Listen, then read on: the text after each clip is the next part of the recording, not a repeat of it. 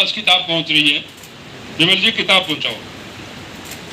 कार्यक्रम के बाद दीजिए किताब। अच्छा ठीक है, गोपाल जी का आदेश है, लेकिन इसमें क्या लिखा हुआ है वो बता दूंगा आपको।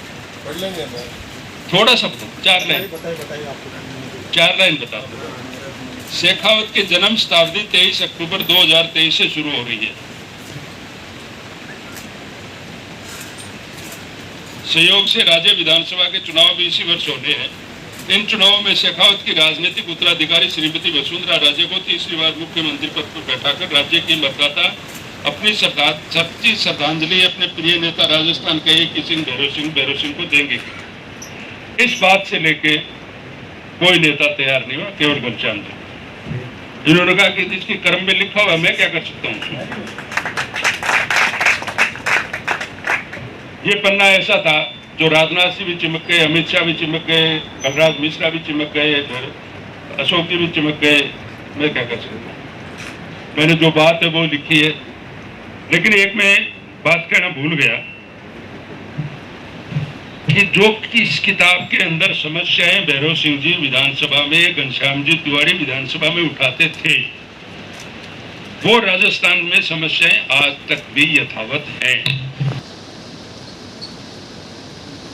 पूर्व मंत्री माननीय श्री घनश्याम तिवारी जी, आदर्श पत्रकार श्री राजेंद्र बोड़ा जी, विद्वान पत्रकार श्री सनी सेबेस्टियन जी, और पत्रकारों में सबसे ज्यादा लोकप्रिय लल्लूलाल जी, इस पुस्तक के लेखक जिनके बारे में 1-2 बातें मैं अभी कहूंगा, माननीय श्री सत्य पारीक जी, और सेठी साहब मेरे को तो दिखाई नहीं दिए हैं, लेकिन जहां पर भी बैठे हों, हाँ तो मैं वो ही खोज रहा था, इन्होंने सरदार जी कह के और भ्रम पैदा कर दिया। सेठी साहब, सुनीता जी अभी तो दिखी थी, फिर वो नहीं है तो कोई बात नहीं, और सभी बंधु। आज अमर शहीद भगत सिंह सुखदेव राजगुरु, और इससे पहले जब चलती का नाम सरकार का विमोचन हुआ था तो चंद्रशेखर आजाद की पुण्यतिथि थी, शहादत दिवस था।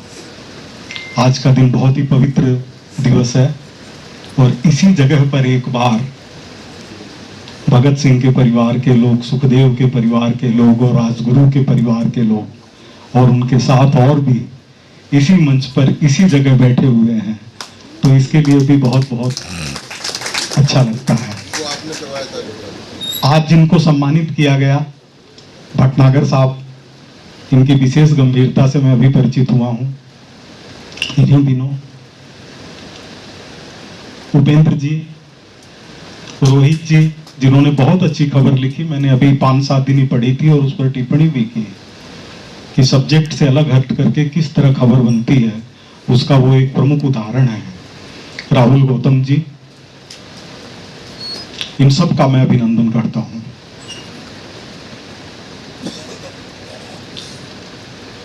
शेखावत साहब जब जयपुर आए होंगे 1951-52 में, तब से भाई साहब का उनसे संपर्क रहा हुआ है। उस अधिकार को कोई छीन नहीं सकता, उसके बारे में कोई बोल नहीं सकता, वो ही जानते हैं। शेखावत साहब के साथ जिन राजनेताओं को अत्यंत निकट देखा है, उनमें आदरणीय तिवारी जी से ज्यादा निकट कोई व्यक्ति उनके रहा है। और सत्य पारीक जी ने जो ये पुस्तक लिखी है, ये सिर्फ एक पुस्तक लिखना नहीं है, मैं इनको 40 पुस्तकों की श्रृंखला की एक कड़ी मानने का मन नहीं गवाही देता है। उसका कारण है कि सत्य पारीक जी को जब पत्रकारिता करते हुए देखा, तो ये शेखावत साहब के निकट के या बहुत मानने वाले या आने जाने वाले ऐसे पत्रकार नहीं रहे।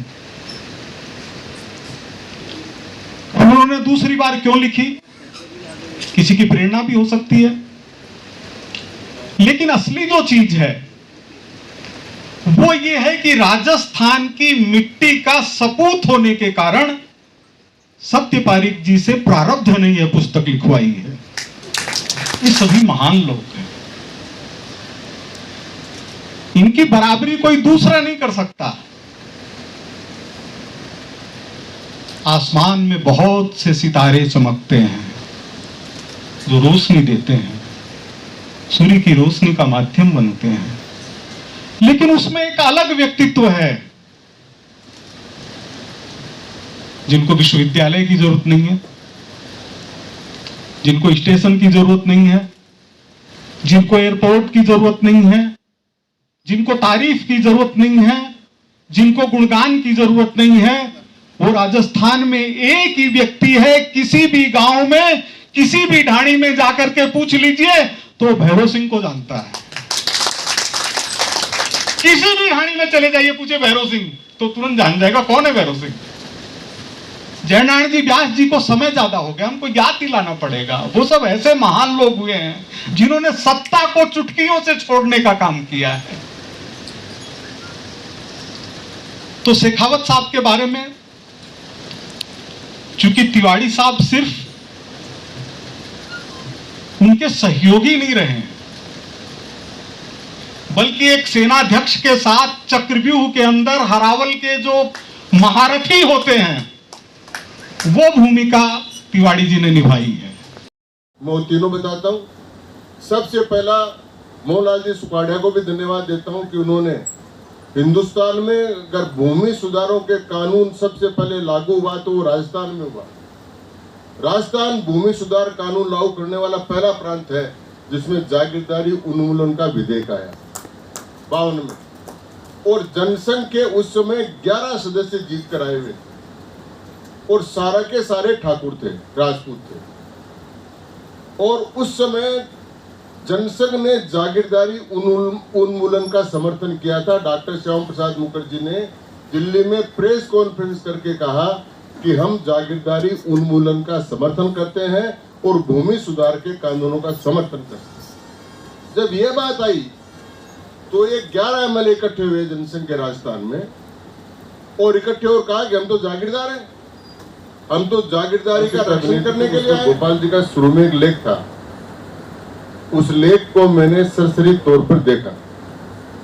उसको देखने के बाद में मैं संतुष्ट हुआ कि जो गोपाल जी ने इसमें लिखा है और सत्य पारीख जी लिखने वाले हैं और भैरव सिंह जी शेखावत के बारे में पुस्तक है, उसके बारे बाद में कहीं भी किसी भी जगह हो, कैसा भी लिखा हो, उसमें जाने में कोई तकलीफ नहीं। क्योंकि अभी कहा गया कि यूनिवर्सिटी किसी के नाम से, उन सब लोगों को बारे में कुछ कुछ बताऊंगा, लेकिन भैरव सिंह जी तो खुद विश्वविद्यालय थे। एक चीज के नहीं, वो सब चीजों के विश्वविद्यालय थे।